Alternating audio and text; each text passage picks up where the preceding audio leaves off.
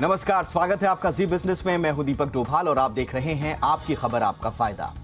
Cyber ठगों ने ठगी का एक नया तरीका ढूंढ लिया है। YouTube पर लाइक या सब्सक्राइब के नाम पर धड़ल्ले से फर्जीवाड़ा चल रहा है और इसके लिए जालसाज बाकायदा अच्छे पैसे देने का वादा भी करते हैं और फंसाने के लिए शुरू में पैसे देते भी हैं। आपको लगेगा कि आपकी कमाई हो रही है, लेकिन दरअसल आप लगातार इन जालसाजों के ट्रैप में फंस रहे होते हैं। जैसे ही आप उनके जाल में फंसते हैं, आपकी गाढ़ी कमाई में सेंध लग चुकी होती है। आखिर क्या है लाइक या सब्सक्राइब करने का ये फर्जी खेल? आज हम इसी का खुलासा करेंगे, इस पर चर्चा करेंगे और आपको बताएंगे कि इसका पूरा मॉडस ऑपरेंडी कैसे है, कैसे ठग आपको लालच देकर अपने ट्रैप में फंसाते हैं और आपका बैंक अकाउंट साफ हो जाता है। चर्चा करेंगे बहुत खास मेहमानों के साथ, लेकिन पहले ये रिपोर्ट देख लीजिए।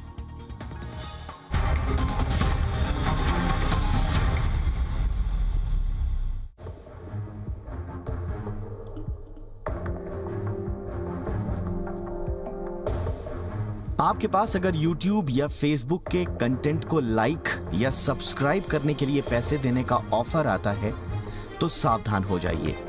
तत्काल समझ जाइए कि दाल में कुछ काला नहीं बल्कि पूरी की पूरी दाल ही काली है।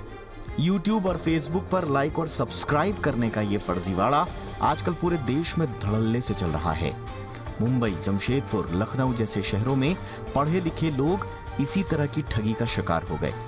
दरअसल ये जालसाज ताना बाना ही ऐसा बुनते हैं कि शिकार लालच में आकर उनके जाल में आसानी से फंस जाता है और जब तक वो कुछ समझता है उसका बैंक अकाउंट साफ हो चुका होता है। इसी तरह की ठगी का ताजा मामला मुंबई से सामने आया है, जहां एक महिला को वर्क फ्रॉम होम के नाम पर एक मैसेज मिलता है कि YouTube पर हर एक लाइक पर उसे 50 रुपए मिलेंगे। महिला को 3 लाइक करने पर 150 रुपए मिले भी।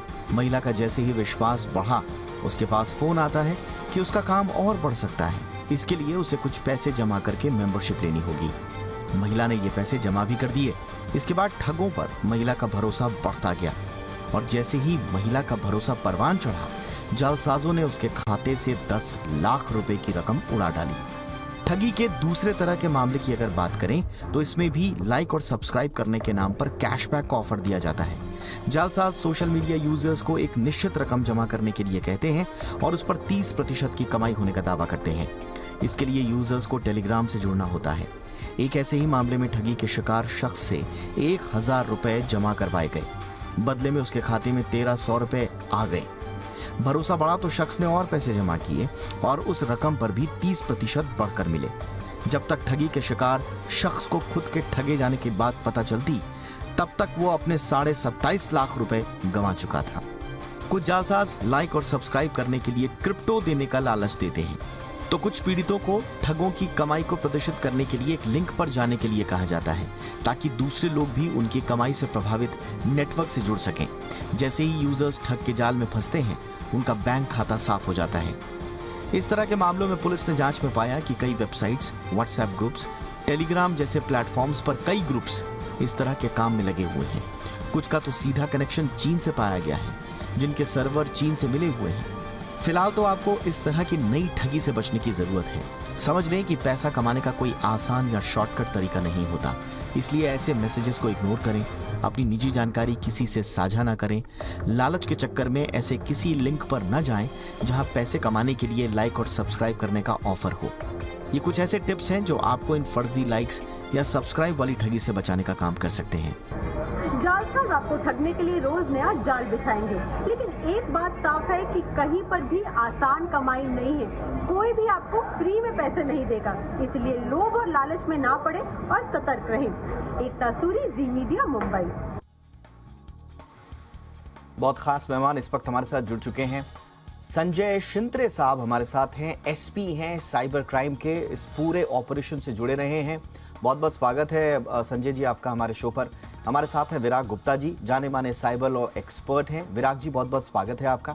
और हमारे साथ है जितेन जैन, जो कि साइबर एक्सपर्ट हैं। जितेन, आपका भी बहुत बहुत स्वागत है हमारे शो पर। सबसे पहले तो संजय शिंत्रे जी के पास ही चलेंगे, जो जैसा मैंने बताया कि इस पूरे ऑपरेशन से जुड़े हुए हैं।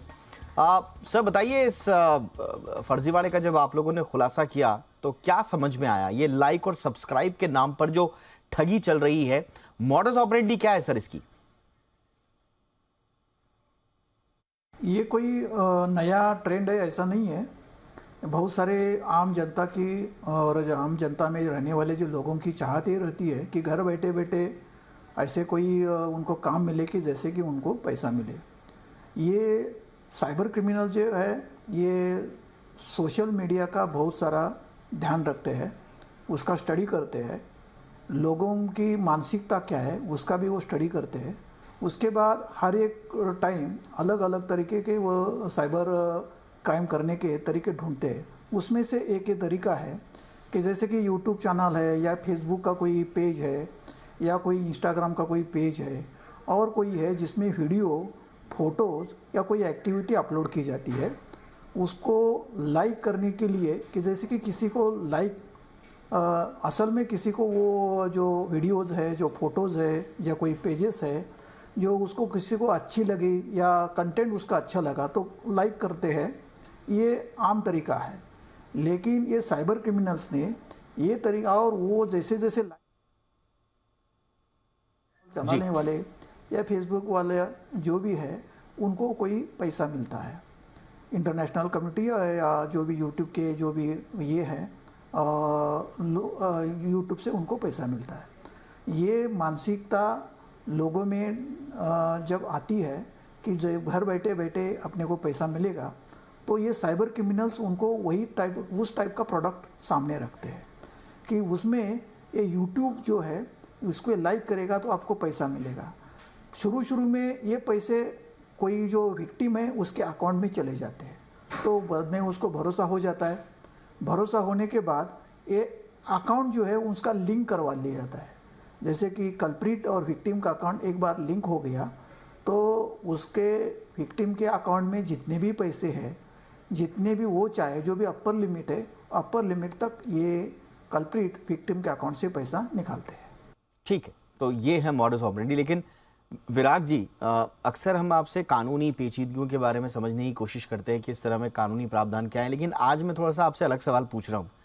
आप इस पर गलती किसकी मानते हैं? प्रथम दृष्टया गलती जो कई बार एजेंसीज भी और हम लोग भी अक्सर कह देते हैं कि साहब ग्राहक ही जागरूक नहीं है ना, ग्राहक को जागरूक होना चाहिए, इस तरह के लालच में नहीं फंसना चाहिए। आप इसमें ग्राहक की गलती मानते हैं या जो ये जो क्रिमिनल्स हैं इनके दिमाग में कहीं ना कहीं ये चल रहा है कि साहब पकड़े भी गए तो क्या हो जाएगा, पहले तो हमको पकड़ के तो दिखाओ, पकड़ भी लिया तो क्या कर लोगे, कानून तो आपके पास कोई है नहीं ठोस, छूट भी जाएंगे हम। तो क्या आप मानते हैं? दीपक जी, अगर किसी की पिटाई हो तो जो पीटता है उसके खिलाफ 323 का मुकदमा दर्ज होता है। किसी का रेप हो तो रेप का मुकदमा दर्ज होता है और कभी भी जो पीड़ित होता है उसको दोषी नहीं माना जाता है। तो साइबर क्राइम में भी हम बार बार एक नैतिक संकट पैदा करते हैं कि भाई आपने गलती किया है, अब आप इसका खामियाजा भुगतिए। ये बात सुनने में इमोशनली अच्छी है, लेकिन कानून के लिहाज से और समाज के लिहाज से और सरकार के लिहाज से अच्छी बात नहीं है। और आप किसी भी संगठित साइबर अपराध की बात करें, विशेष तौर पर इस तरीके के, तो इसमें 4 लोग प्रथम दृष्टया दोषी हैं, जो पीड़ित व्यक्ति के अलावा, क्योंकि पीड़ित व्यक्ति तो पीड़ित है, उसको दोष देने से आप उसके ऊपर बोझ बढ़ा रहे हैं। तो सबसे पहले जो टेलीकॉम कंपनियां हैं, वो जो टेक कंपनियां हैं जिन प्लेटफॉर्म से चीजें हो रही हैं वो, तीसरे नंबर पर सरकार और चौथे नंबर पर जो बैंकिंग और जो पे कंपनियां हैं वो, क्योंकि इनके बगैर ये चीज़ें नहीं हो सकती हैं। और अमेरिका में जब गूगल और ट्विटर के खिलाफ कम्युनिकेशन डिसेंसी एक्ट के सेक्शन 230 के तहत उनके प्रोटेक्शन को हटाने की बात आ रही है और जब ये कंपनियां ब्लू टिक के नाम पर लोगों से पैसे वसूलने की तैयारी कर रही हैं, तो अपने यहाँ पर प्लेटफॉर्म पे ठगों को क्यों ये वरीयता दे रही हैं, ठगी के धंधे को क्यों बढ़ा रही हैं? क्या इससे प्रत्यक्ष या अप्रत्यक्ष तौर पर उनको भी फायदा है? मुझे लग रहा है ये बड़े संगठित आपराधिक तंत्र है और इसको व्यक्तियों की बजाय सरकार और ट्राई और दूसरी एजेंसियों को इसमें सख्त कदम उठाना चाहिए। बिल्कुल। विराग जी, मेरा एक और सवाल है आपसे। ये जो आपने बिल्कुल सही कहा, 4 जो आपने पिलर्स बताए जो इसके जो जिम्मेदार हैं, अब इनमें से ऐसा लगता है कि अगर आपके साथ माना फ्रॉड हुआ है तो आजकल डिजिटल युग है, डिजिटल ट्रांजैक्शंस हो रहे हैं, हम डिजिटल ट्रांजैक्शंस में लगातार आगे बढ़ रहे हैं, हमें मालूम है कि पैसा कहाँ से आ रहा है, कहाँ जा रहा है, कौन सेंडर है, कौन रिसीवर है, कौन इंटरमीडियरी बैंकिंग प्लेटफॉर्म है, ये सब कुछ मालूम है। तो 20, 25, 30 लाख रुपए लेके कोई जिस खाते में वो गया है उस खाते को ट्रेस कर पाना क्या इतना मुश्किल है सर, कि उनको कोई खौफ ही नहीं है कि हमें ट्रेस नहीं कर पाएंगे? नहीं, देखिए इसको इस तरह से समझिए जैसे अभी अमेरिका में एक बैलून दिखा और बैलून को उन्होंने नष्ट कर दिया। लेकिन मान लीजिए कि यहाँ पर एक यूपी बिहार या कहीं पर भी एक अगर इंटरनेट, जिसको हम मान सकते हैं कि ऊपर बहुत ही ऊपर वहाँ पर कोई कहीं से कुछ हमला हो रहा है लोगों पर, तो वो जो पुलिस अधिकारी है, जो जिला थाना है, वो उसके पास कितने सीमित साधन हैं। क्योंकि इस पूरे मामले में जो 5 बड़े पक्ष हैं, पहला कि जो अपराधी हैं वो इंटर स्टेट हैं या जो इंटरनेशनल लेवल पर हैं, तो थाने के रेंज से बाहर है। दूसरा, जो साइबर क्राइम की गाइडलाइंस हैं, उनके हिसाब से जब साइबर एक्ट की धाराएं लगती हैं तो उनकी जांच कायदे से इंस्पेक्टर रैंक के ऊपर के व्यक्ति की ही करनी चाहिए। तीसरा, ऐसे मामलों में तुरंत राहत के लिए सब कुछ है, आरबीआई की गाइडलाइन से टोल फ्री नंबर है और सारे राज्यों के नेता बड़ी बड़ी फोटो से विज्ञापन देते हैं, पर इन मौक़ों पर निपटने के लिए कभी भी कोई भी कार्रवाई नहीं होती है। चौथा, जो बोगस यूजर्स हैं, बोगस यूजर्स के लिए इन कंपनियों के खिलाफ कोई कार्रवाई नहीं होती है। और पांचवा, डिजिटल व्यापार करने वालों के रजिस्ट्रेशन की जवाबदेही की कोई व्यवस्था नहीं है। हम ये मान के चलते हैं कि भारत के सारे कानून सिर्फ भौतिक जगत के लिए हैं, फिजिकल वर्ड्स के लिए हैं, और जो भी डिजिटल जगत में काम कर रहा है, चाहे ओला, उबर, गूगल, फेसबुक, इंस्टाग्राम, ये सारे लोग कानून के दायरे से पूरी तरीके से बाहर हैं। इसीलिए जो ठगों का जो धंधा है, ना उनका कोई रजिस्ट्रेशन है, ना उनका कोई वैट है, ना उनका कोई इनकम टैक्स है। एक अवैध हवाला आपराधिक तंत्र पर आधारित सिस्टम के खिलाफ हम साइबर को बढ़ा रहे हैं, लेकिन साइबर अपराधियों पर लगाम नहीं लगा रहे हैं। ये एक गलत परंपरा है। बिल्कुल बिल्कुल। जितेन, अब आपके पास आना चाहूंगा, आपका टेक भी मैं समझना चाहूंगा। आपका अनुभव क्या कहता है, क्या इन साइबर अपराधियों को रोकना, क्योंकि देखिए हम बहुत सारे शोज हम कर चुके हैं और कोविड के दौरान और उसके बाद से तो ऐसे फ्रॉड्स की बाढ़ आ गई है, और हम जितने शोज करते हैं पता चलता है कि अगली बार जो हमको एक नया टॉपिक मिल गया, एक नई मॉडस ऑपरेंडी मिल गई है। कोई खौफ, कोई डिटरेंस नाम की कोई चीज दिखाई नहीं देती, क्योंकि मामले तो उजागर हो रहे हैं, शायद कार्रवाई नहीं हो रही है या हम कानून ठोस नहीं बना पा रहे हैं। आपको अभी तक क्या समझ में आया, क्या आपका अनुभव है, ये फ्रॉड्स कब रुकेंगे, कैसे रुकेंगे, या कभी रुकेंगे भी या नहीं? देखिए, आपको 3 चीजें समझनी होंगी। पहली बात तो जो ठग हैं, जो जालसाज हैं, वो सरकार और समाज से ज्यादा इनोवेटिव हैं। और जो स्कैम है वो, जैसे आपने ये लाइक वाला स्कैम बताया कि ये मतलब जैसे हैदराबाद में पकड़े गए, आज आप हमको 50,000 रुपए दीजिए, कल हम डबल करके आपको लाख दे देंगे। टेक्निकली यही multi level marketing, fraudulent cash ठगी की स्कीम्स हैं। उसमें ये एक्टिविटी लाइक वाइक तो खाली एक दिखावा है, फरेब है कि आपको दिखाने के लिए कि आप कुछ एक्टिविटी कर रहे हैं, घंटा करके खोद के भरने वाली बात है।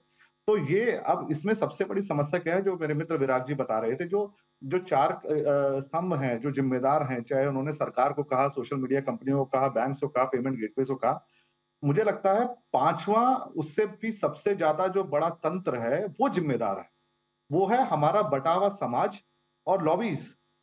देखिए, आज आप पूरे विश्व में कहीं भी चले जाइए, चाहे वो अमेरिका हो या चाइना हो या जहां पे सबसे ज्यादा फ्रॉड हो रहे हैं, जहां ठग बैठे हैं, वो चीनी लोगों को चूना नहीं लगा रहे हैं, चाइना में बैठ के भारत को लगा रहे हैं। और ये सारी चीजें भारत में इसलिए हो पा रही हैं कि हमारा जो केवाईसी सिस्टम है, नो योर कस्टमर है, जो वेरिफिकेशन है, वो पूरी तरह ध्वस्त हो चुका है। आप कहीं पे भी आप जाइए, किसी भी गांव दराज के अंदर, आप वो नकली डॉक्यूमेंट देके, फर्जी डॉक्यूमेंट देके, किसी और के देके आप सिम कार्ड ले लीजिए। जब तक उसका वेरिफिकेशन होता है 48 घंटे के अंदर, तब तक वो ठग वो व्हाट्सएप का उससे ओटीपी एक्टिवेट कर लेता है, फेक फेसबुक प्रोफाइल बना लेता है, इंस्टाग्राम बना लेता है, और उसके बाद अगर वो फोन बंद भी हो जाता है नॉन केवाईसी कंप्लायंस के चक्कर में, तो भी वो ठगी का कारोबार बेधड़क चलते रहता है। मुझे लगता है कि अगर हम ये जो आधार लिंकिंग था मोबाइल के केवाईसी के लिए और बैंक के लिए, अगर समाज उसको रिविजिट करे, हमारी अदालतें उसको रिविजिट करें कि समय बदल चुका है, पूरी जो केवाईसी व्यवस्था है, धराशायी व्यवस्था को, मेरे ख्याल से सबसे अच्छा समय इसलिए है कि आप उसमें, हमारे मत अलग अलग हो सकते हैं, पर अगर आप एक बायोमेट्रिक केवाईसी और जो आधार के रूप में आज अवेलेबल है कम से कम टेलीकॉम और बैंक अकाउंट के लिए वो करेंगे, तो ये जो फर्जी सिम्स का कारोबार है ये 90% खत्म हो जाएगा। बिकॉज अगर किसी के पास फर्जी सिम कार्ड ही नहीं होगा तो न तो फर्जी टेलीग्राम अकाउंट बनेगा, न फर्जी व्हाट्सएप अकाउंट बनेगा, न फर्जी कॉल आएंगे, ये बहुत बड़ी व्यवस्था ठप हो जाएगी। दूसरा, जो आपने ये फर्जी अकाउंट की बात करी, आपने एक सवाल पूछा कि ये 25-25, 30 लाख रुपए लेके अकाउंट में चले जाते हैं, क्या ये इतना संभव है? नहीं। देखिए, भारत सरकार ने अभी पिछले 6 महीने में 2 चीजें करी हैं। पहली बात तो 1930 के हेल्पलाइन को लॉन्च किया कि ये जो एफआईआर के लिए आपको डर डर ठोकरें खानी पड़ती थी कि साइबर क्राइम के लिए, आप इमीडिएटली कॉल कीजिए अगर आपके साथ साइबर अपराध हुआ है, साइबर फ्रॉड हुआ है। आपको मात्र अपना मोबाइल नंबर बताना है, जिस फर्जी नंबर से आपको कॉल आया या जिस भी अकाउंट में आपने पैसा दिया किसी पेमेंट गेटवे में, आपको बेसिक जानकारी देनी है। वो जानकारी लेते ही एक तो आपकी कंप्लेंट को रजिस्टर किया जाएगा, दूसरा 48 घंटे के लिए तुरंत प्रभाव से जिस भी अकाउंट में वो पैसा गया है उसको फ्रीज कर दिया जाएगा। किसी को समझ में आता है अच्छा ये 1930 पे कॉल करके मैं कर लेता हूं, मैं 48 घंटे फ्री हो जाएगा। ये शातिर बदमाश पहले ही 1-2 घंटे के अंदर अंदर ही 3-4 और आगे अकाउंट में पैसा भेज देते हैं। तो ये चेन चलती है। सरकार अभी लेवल 2 तक भी अकाउंट फ्रीज कर रही है और 48 घंटे में आपको समय दिया जाता है कि आप जाके प्रॉपर एफआईआर कर दीजिए और उस ठगी अकाउंट से एक्सप्लेनेशन मांगा जाता है, केवाईसी दीजिए, पैसा कहां से आया। तो सरकार कोशिश कर रही है, मगर समस्या ये है कि इन हैकर्स में जो जितने जनधन अकाउंट खुले हैं, गरीबों के अकाउंट हैं, जो नॉन एक्टिव अकाउंट्स होते हैं किसानों के, गरीबों के, गांव दराज में, इन अकाउंट्स को किराए पर लिया जा रहा है। ये गरीबों को 5,000 रुपए महीना देते हैं और उन्हें बोलता है कि आप मुझे अपने अकाउंट की चेकबुक और अपना डेबिट कार्ड मुझे दे दो, आपके अकाउंट में हर महीने 5,000 रुपए आएंगे। गरीब व्यक्ति जिसके पास खाने के वहां पे पैसे नहीं है, इतनी उसको लगता है साल के 60,000 लाख रुपए मुझे मिल रहे हैं बिना कुछ करे, तो वो अपना अकाउंट किराए पे दे देता है। तो जब आप एक फर्जी अकाउंट को उसको नैप करते हैं, किसी व्यक्ति को पकड़ के लेके आते हैं, वो बेचारा गरीब किसान इसने फ्रॉड नहीं किया है, उसके अकाउंट को किराए पर लेकर फ्रॉड किया गया है। तो मुझे लगता है कहीं ना कहीं कैश विड्रॉल के लिए जितेन, ये तो बड़ी दिलचस्प आप बात बता रहे हैं कि ये होता है। ये 50% लोग जो पकड़े जा रहे हैं फ्रॉड के अंदर, अच्छा, तो बेचारे किसान है, भोले भाले लोग हैं जिन्होंने अपना अकाउंट, रिक्शे वाले जिन्होंने अपना अकाउंट किराए पे दे दिया। तो मुझे लगता है सबसे पहले हमें best possible biometric KYC bank accounts के अंदर और आपको टेलीकॉम में लाना होगा। तीसरा, अगर कैश विड्रॉल है 1 लाख रुपए से ज्यादा, 2 लाख रुपए के ज्यादा, और वो भी अगर 48 घंटे में बेनिफिशियरी ऐड हुआ है, तो आपको सेकंड लेवल केवाईसी दोबारा करना होगा या उस ट्रांजैक्शन को आपको फोन पे कहीं तो ऑथेंटिकेट कराना होगा। अब तो हम कैमरा लगा है आज, हर एटीएम में 5 साल से कैमरा है। आप फेस कर सकते हैं कि ये व्यक्ति जो डेबिट कार्ड से पैसा निकाल रहा है, क्या ये खाता धारक है या कोई ठग है। तो मुझे लगता है हम ग्लास में घड़ा भरकर पानी हमारे पास जरूर है, बस हम ग्लास से निकालकर पी नहीं पा रहे, प्यास से मर जा रहे हैं। समाधान हमारे सामने खड़ा है, हम उस ओर जाना नहीं चाहते। ये बड़ा दिलचस्प, लेकिन आपने बताया कि कैसे ये पूरा जालसाजी हो रही है और कैसे ये लोग जो बंद पड़े या डोरमेंट पड़े हुए जो खाते हैं उनको वो ले रहे हैं। मैं एक छोटा सा ब्रेक ले लेता हूं जितेन। ये दिलचस्प बात आपने बताई। एक छोटे से ब्रेक के बाद लौटते हैं, इस चर्चा को आगे बढ़ाते हैं और समझने की कोशिश करते हैं। तो फिर अगर ये इतना बड़ा इस लेवल पर ये गड़बड़ झाला चल रहा है, तो फिर ऐसा लग रहा है कि जिसको कहा जाता है ना, अव्याकृत एक शब्द है, वेदों के जमाने से चला आ रहा है। अव्याकृत मतलब एक ऐसी चीज जिसका कोई जवाब ही नहीं है, जिसका कोई सॉल्यूशन नहीं है, कोई जवाब नहीं है, कोई आंसर नहीं है। तो क्या ये चीज जो साइबर फ्रॉड्स हैं, ऑनलाइन फ्रॉड हैं, ये एक अव्याकृत चीज हो गई है जिसके हम शायद कभी समाधान नहीं निकाल पाएंगे, या हमें वाकई में युद्ध स्तर पर एक नई अप्रोच के साथ, out of the box idea के साथ काम करना पड़ेगा। तो YouTube लाइक करने और उसको सब्सक्राइब करने या शेयर करने का एक स्कैम चल रहा है। आपसे कहा जाएगा कि 50 रुपए, या हो सकता है इससे ज़्यादा भी ऑफर हो, आप 1 लाइक कीजिए, 50 रुपये मिलेंगे, 70 रुपये मिलेंगे, 100 रुपये मिलेंगे। धीरे धीरे आप इनके जाल में फंसते रहते हैं, आपको मिलते भी हैं पैसे। फिर ये आपसे कहते हैं कि साहब आप अपना इतना पैसा लगाओ, आपको 30% हम ज़्यादा देंगे, एडिशनल कमाई होगी। और करते करते करते आपको ये अपने जाल में फंसा लेते हैं। और इसी जाल में फंसने के बाद हमने 2-3 एग्जाम्पल आपको बताया कि कैसे 25-25, 30-30 लाख रुपए लोगों ने गंवा दिए। अब ये तो वो मामले हैं जो रिपोर्ट हुए हैं, पता नहीं कितने ऐसे मामले होंगे जो रिपोर्ट भी नहीं होते। लोग शर्म के मारे कि लोग हमें बेवकूफ़ कहेंगे, लोग हम पर हंसेंगे या पैसे कहाँ गए ये पूछेंगे, इसकी वजह से रिपोर्ट भी नहीं करते हैं और इसी का फ़ायदा ये लोग उठाते हैं। आज हम इसी पर चर्चा कर रहे हैं और हमारा मकसद एक है आज। अक्सर आपने देखा होगा कि लोग जो ठगी का शिकार हो जाते हैं उन पर ही लानतें भेजना शुरू कर देते हैं कि साहब आप ही की गलती है, आप क्यों लालच में पड़ गए। लेकिन आज हम थोड़ा सा समझने की कोशिश कर रहे हैं कि इस पूरे इकोसिस्टम में ये जालसाज पनप कैसे रहे हैं, इनको वजह क्या है कि एक आदमी ठगी का शिकार हो जा रहा है। इसीलिए हम इस पर चर्चा कर रहे हैं। आज हमारे साथ खास मेहमान हैं, इस वक्त हमारे साथ संजय शिंत्रे साहब भी हैं, एसपी हैं साइबर क्राइम के। शिंत्रे साहब, आपसे मॉडस ऑपरेंडी तो हमने समझ ली, लेकिन ये भी कहा जा रहा है कि ये लोग, जैसा अभी चर्चा भी हो रही थी, कि पैसा तुरंत आता है और उसको ये तुरंत रूट भी कर देते हैं, और तार तो शायद विदेशों से भी जुड़े हुए हैं। तो इस पर आपकी इन्वेस्टिगेशन क्या कह रही है, कहां जुड़े हुए हैं इन लोगों के तार? नहीं, साइबर जो क्राइम होते हैं ये इसमें हम, हाँ, ये विलेज जैसा अभी वर्ल्ड का नेचर हो गया है। साइबर क्रिमिनल्स कहा, जहाँ भी इंटरनेट चलती है, जहाँ से भी आईएसपी प्रोवाइडर्स है, जो इंटरनेट सर्विस प्रोवाइडर जहाँ भी बैठे हैं, वो जो भी इंटरनेट से कनेक्ट होता है वो पूरे वर्ल्ड के किसी भी कोने में बैठ के ये क्राइम कर सकता है। इसमें ऐसा नहीं है कि खाली ये लोग इंडिया में बैठे होंगे या कोई कंट्री में बैठे होंगे, ये कहाँ भी बैठ सकते हैं, आपके बाजू में भी बैठ सकते हैं। और साइबर क्रिमिनल्स के लिए इतना ही है, मिसयूज ऑफ इंटरनेट, इसको ही साइबर क्राइम बोलते हैं। वो साइबर क्रिमिनल्स ये क्राइम करते हैं। अब शिंत्रे साहब कह रहे हैं मिसयूज ऑफ इंटरनेट, तो फिर ये तो इंटरनेट की जो अवधारणा है उसी पर ही प्रश्न चिन्ह लगता है सर। विराग जी, क्या मैं सही था ब्रेक पर जाने से पहले? देखिए, जो कि ये एक ऐसा प्रश्न है जो इसका कोई जवाब ही नहीं है, अव्याकृत है। नहीं, देखिए, आपने अव्याकृत की बात कही है, उसी में मैं, जो अभी जितेन भाई बोल रहे थे, जो एसपी साहब बोल रहे थे, इसको हम इस तरह से बोल सकते हैं, एकम सद विप्रह बहुधा वदंती। एक ही प्रकार के सत्य को बुद्धिमान लोग अलग अलग तरीके से बोलते हैं।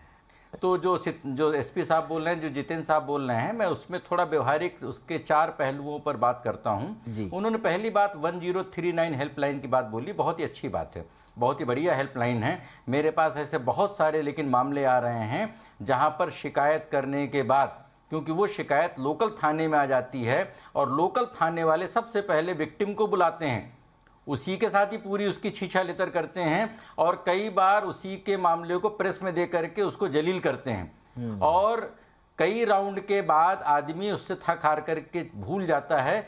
पैसे कई बार आते हैं, कई बार नहीं आते हैं, कई बार बोलते हैं कि पैसे के लिए पूरा हिसाब किताब लेकर के आइए। व्यवहारिक तौर पर 1039 ऐसे काम कर रही है, पहली बात। दूसरी बात, उन्होंने बोला जनधन खातों का दुरुपयोग हो रहा है, तो जब केवाईसी की बात करते हैं, मैं उनकी बात से पूरी तरह से सहमत हूं। लेकिन जिस देश में 82 करोड़ लोग 5 किलो राशन पर निर्भर हों और उनके पास आर्थिक संकट हो, तो अगर वो अपने बैंक खाते को दे सकते हैं, तो कल के दिन अगर हम सख्ती बरत लेंगे तो कल के दिन सिम कार्ड भी वहां से लोगों को मिल जाएंगे। इसलिए मुख्य प्रश्न 2 हैं। उसके लिए संविधान और अंतर्राष्ट्रीय स्तर पर सबसे बड़ा सिद्धांत है, जो करे सो भरे। तो इस पूरे प्रकरण पे 2 लोगों को फायदा होता है। पहला, जो जालसाज हैं उन्हें, दूसरा जो सोशल मीडिया कंपनियां हैं उन्हें। इन दोनों लोगों को जब तक दंडित नहीं किया जाएगा तब तक ये मर्ज खत्म होने वाला नहीं है। सही बात। मैं एक सवाल पूछता हूं आपके राष्ट्रीय चैनल में, आज तक कितने ऐसे जालसाजों को पकड़ा गया है? कितने लोगों को आप पैसे वापस आने को ही एक राहत मान लेते हैं? कितने लोगों को दंडित किया गया? दंड की क्या व्यवस्था है? उन्हें यह लगता है कि हम पकड़े जाएंगे तो हमारा पैसा ज्यादा से ज्यादा वापस चला जाएगा। लेकिन जब तक उनको दंडित नहीं किया जाएगा, ये जो कंपनियां हैं, इन कंपनियों के 35% अकाउंट्स फेक हैं, उनके खिलाफ क्या कार्रवाई हो रही है? मुझे लग रहा है दंड के बगैर स्थिति नहीं सुधरेगी। बिल्कुल आपने सही कहा। एक तो जो लोग जिम्मेदार हैं उनको दंडित किया जाना, जितेन जी, लेकिन सवाल ये भी है ना कि आपने पैसे की रिकवरी कर दी, ठीक है, आपने खाते सीज कर दिए, लेकिन आपने क्या उन जालसाजों को पकड़ा तो कितनी तादाद में पकड़ा? दूसरा, जो टेक कंपनीज हैं, जो टेलीकॉम कंपनीज हैं, वो पार्टी बनती हैं क्या किसी एफआईआर में? ये भी एक बहुत बड़ा सवाल है। वो तो वो प्लेटफॉर्म पर आकर आपको फैसिलिटी देने के नाम पर गायब। वो तो ऐसा लगता है कि जैसे वो समाज सेवा कर रहे हैं, जबकि उनके प्लेटफॉर्म से अगर फ्रॉड हो रहा है तो जिम्मेदारी तो उनकी भी बनती है। वो तो आप ज्यादा बेहतर जानते हैं। और कल एलन मस्क ने सही कहा कि मैंने $44 बिलियन की सबसे बड़ी नॉन प्रॉफिट कंपनी खरीदी, उन्होंने तंज कसा। देखिए, हो क्या रहा है कि 3 चीजें एक मतलब बढ़ती जा रही है। पहली बात, जो भी हम डिबेट कर रहे हैं, कंप्लेंट हो रही है या किसी के पैसा रिकवरी हो गया, अमीरों के लिए और पढ़े लिखे लोगों के लिए ये सारे साधन आज अवेलेबल हैं, जिसमें 50% किसी ने मान लीजिए कुछ अकाउंट वगैरह फ्रीज हो गया। जो गरीब आदमी है, जो रिक्शा चला रहा है, जो किसान है, जिसका 3,000 रुपया चोरी हो गया, 4,000 रुपया चोरी हो गया, जिसके पास खाने जाने के पैसे नहीं है, टैक्सी करके रिक्शा करके, उसके आप उसकी तरफ से सोचिए ना। उसके लिए सिर्फ एक ही विकल्प है, prevention is better than cure. वो इंतजार नहीं करेगा कब आप इसको पकड़ के लाएंगे, उसका पैसा रिकवर कराएंगे। करेक्ट, उसके साथ ठगी ही ना हो, हमें वो सोचना है। बिल्कुल और जो मैं बिल्कुल। आपको बात बता रहा हूँ 48 घंटे में फर्जी सिम कार्ड एक्टिवेट करने जी की, हाँ। ये अब बाढ़ की सैलाब की तरह आ रहा है। क्योंकि हो क्या रहा है, पहले तो आप खाली व्हाट्सएप अकाउंट और वो फेक प्रोफाइल बनाकर ये सब ठगी के एसएमएस कर रहे थे फेक सिम पे। जी, अब एलन मस्क कह रहे हैं $8 दे दो भैया, मैं आपके अकाउंट को वेरीफाई भी कर दूंगा। Absolutely. ईमेल आईडी के आधार पर। एब्सोल्युटली। मेरे पास वक्त की कमी है, मैं टोक रहा हूँ आपको, आई एम सॉरी। मुझे इस चर्चा को यहीं पे विराम देना पड़ेगा, लेकिन हमने आज समझे कि लेयर्स क्या क्या है, परतें कहाँ कहाँ है, कहाँ कहाँ पर पेन पॉइंट्स है, क्या हमें करना होगा। एक लाइन दीपक भाई जी 10 सेकंड में विराग भाई। एक लाइन। ट्विटर ने भारत में अपने 2 ऑफिस बंद कर दिए हैं, ये कंपनियां छटनी कर रही हैं। मैं जानना चाहता हूं कि आईटी इंटरमीडिएट रूल्स के तहत भारत में जो इनके ऑफिसर होने चाहिए वो कौन लोग हैं, क्या वो हैं कि नहीं हैं? क्योंकि उन्हीं लोगों के नियम का पालन करना है। बिल्कुल सर, बिल्कुल सर। आप बात किससे करनी है? अगर वो अधिकारी ही यहाँ नहीं है, दफ्तर में लोग जिम्मेदार नहीं है, वो कहेंगे कि साहब हम तो सक्षम अधिकारी हैं ही नहीं, हमारे अधिकारी तो यूएस में बैठते हैं, जाइए वहां। तो ये तो एक बड़ा लेंदी प्रोसेस जाता है। वाजिब सवाल आपने उठाया, वक्त की कमी है, इस चर्चा को आगे बढ़ाना चाहता था, लेकिन फिलहाल इतना ही। बहुत बहुत शुक्रिया संजय जी, आपने वक्त निकाला हमारे लिए, थैंक यू सो मच। विराग जी बहुत बहुत शुक्रिया आपका। जितेंद्र जी आपका भी बहुत बहुत शुक्रिया। आपकी खबर आपका फायदा में इतना ही, इजाजत दीजिए। देखते रहिए जी बिजनेस। नमस्कार।